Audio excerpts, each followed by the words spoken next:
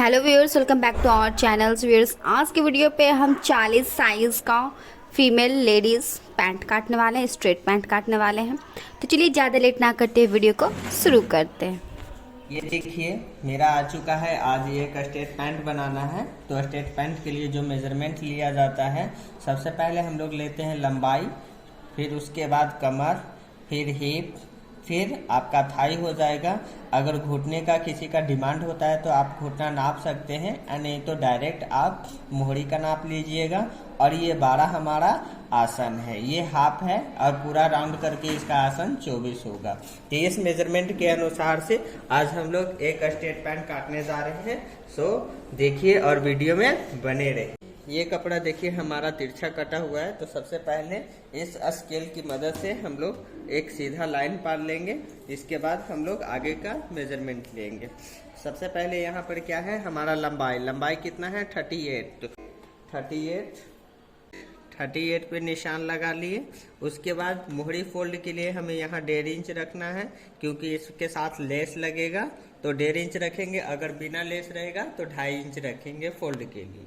ये आसन 12 है, ठीक है। तो ये हम 12 लेंगे। ये हमारा आसन का टिक हो गया 12। फिर इससे भी एक हम स्ट्रेट लाइनिंग खींचेंगे। जो हम मोहरी के पास जो टिक लगाए थे, इसे हम एक स्ट्रेट कर लेंगे।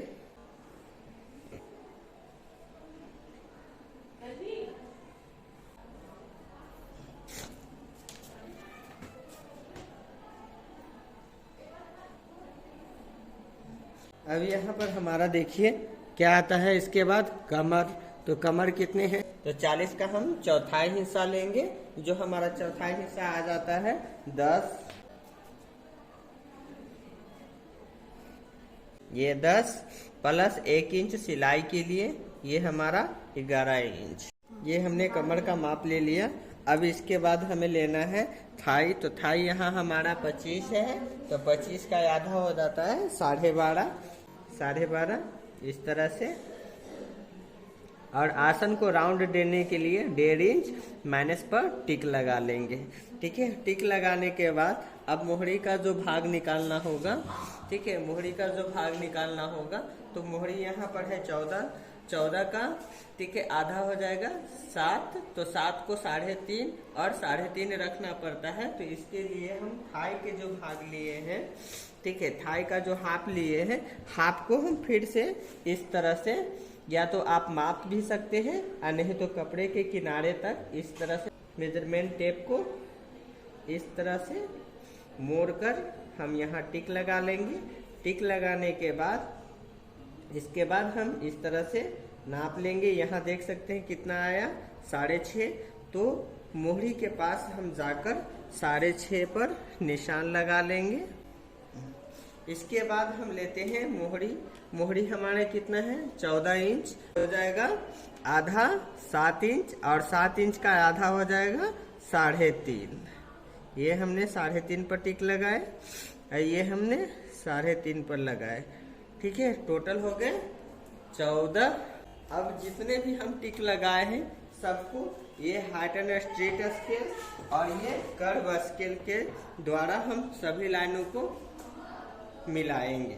सबसे पहले सीधी स्केल से हमने ये मिलाया। उसके बाद कर्व स्केल से हम इस तरह से मिलाएंगे।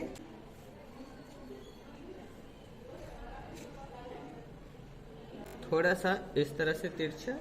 अब इसी कर्व स्केल को इस तरह से पलट देंगे।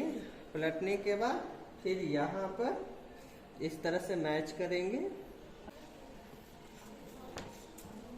यहाँ अच्छे शेप देने के लिए थोड़ा सा राउंड करना पड़ता है, जो हमने इस तरह से कर दिया। अब यहाँ पर जो हमारा ये बचा, ये आसन का भाग है। तो यहाँ थोड़ा सा आपको अपने हिसाब से आपको इस तरह से गोल कर लेने हैं। ये हमारा देखिए स्ट्रेट पैंट का स्ट्रक्चर थोड़ी सी रेडी हो गई है। ये हमारा फ्रंट भाग है।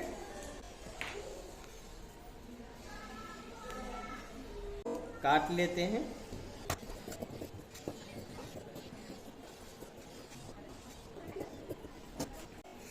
ये हमारा फाइनली फ्रंट भाग कट चुका है। कपड़े बहुत ज़्यादा है इसलिए हम लोग ठीक है बस वैसे ही रखें। अगर कपड़े कम होते हैं तो राइट साइड वाले लेफ्ट साइड में आते हैं और लेफ्ट साइड वाले राइट साइड में आते हैं।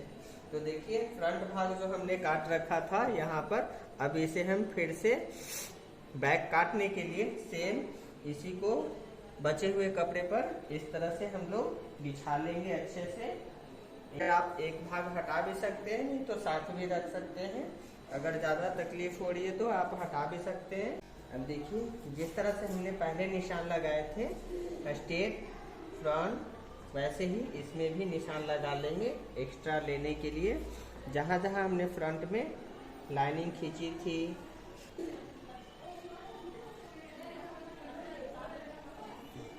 अब देखिए कमर का चौथाई हिस्सा 10, लेकिन हाँ बैक साइड में जो सिलाई के लिए लेंगे वो मिनिमम 1.5 इंच लेंगे। ये हमने 1.5 इंच ले लिया। अब यहाँ पर हिप देख सकते हैं कि कितना है हमारा 40। तो 40 में फिर से चौथाई भाग निकालेंगे और चौथाई भाग निकालने के बाद उसमें 1.5 इंच ऐड करेंगे।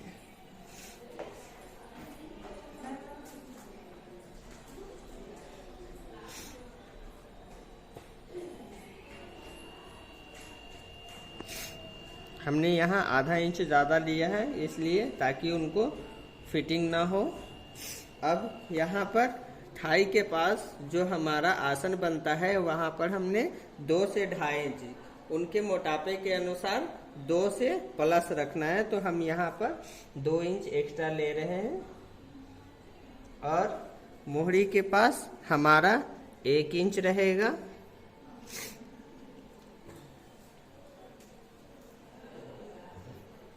ये हो गए हमारे टिक। अब फिर से इसे मैच करेंगे। तो देखिए इस तरह से लगाए हुए टिक को इस तरह से मैच करते हैं। ये हमारा 2.5 इंच एक्स्ट्रा होता है कमर के पास, इसलिए कि कभी बाय चांस कमर बढ़ाने की जरूरत पड़े तो हम लोग बढ़ा सकेंगे। अभी ये कर्व स्केल से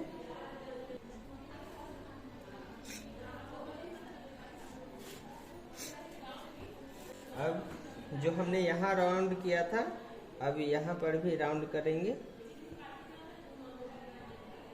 यहाँ थोड़ा सा 1/2 इंच ऊपर की ओर उठाकर राउंड करेंगे, क्योंकि ये हमारा पीछे का आसन है तो आसन में थोड़ा सा ऊपर उठा के रखना पड़ता है, इसलिए ताकि कंफर्टेबल से वो बैठ सके उठ सके।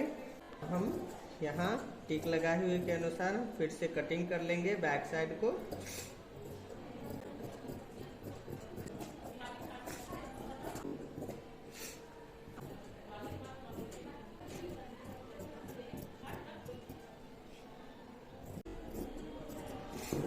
फाइनली देखिए ये हमारा स्ट्रेट पैंट कट चुके हैं। हमारा स्ट्रेट पैंट कट चुका है। इसके साथ हम लोगों ने यहाँ पर इलास्टिक अटैच या ठीक है डोरी को अटैच करेंगे। तो उसके लिए पट्टी जो काटना होता है मिनिमम 5 इंच का काटेंगे। 5 इंच का काटने से ये होता है कि हम आसानी से उसे अटैच भी कर सकते हैं। कभी मन किया आपको कि इलास्टिक की ज़रूरत लगाना है तो इलास्टिक भी लगा सकते हैं और डोरी भी लगा सकते हैं। तो इसके लिए बेल्ट जो हम कटिंग करेंगे, ठीक है, ये बेल्ट कमर की जितनी लंबाई होगी देख सकते हैं यहाँ पर कि जो हमारा कमर की लंबाई 40 है, तो 40 प्लस 2.5 इंच एक्स्ट्रा जो हमने बैक साइड में लिया था उसको जोड़कर हम लोगों ने यहाँ पर तो टोटल हो जाएंगे 42.5। तो 42 को आधा करके आप काट सकते हैं बेल्ट का लंबाई। 42 और 1 हो गए 43 इंच। हमने यहाँ पर 43 का आधा किया हमारा, ठीक है। तो यहाँ पर 22.5 आती है, 22.5 आती है। तो आप आधा इंच एक्स्ट्रा ले सकते हैं, बाद में फिर इसे मैनेज कर लीजिएगा। अब बेल्ट की जो चौड़ाई होगी वो 5 इंच स्ट्रेट स्केल्स की मदद से आप इसे मिलाकर फिर कैंची से आप काट सकते हैं।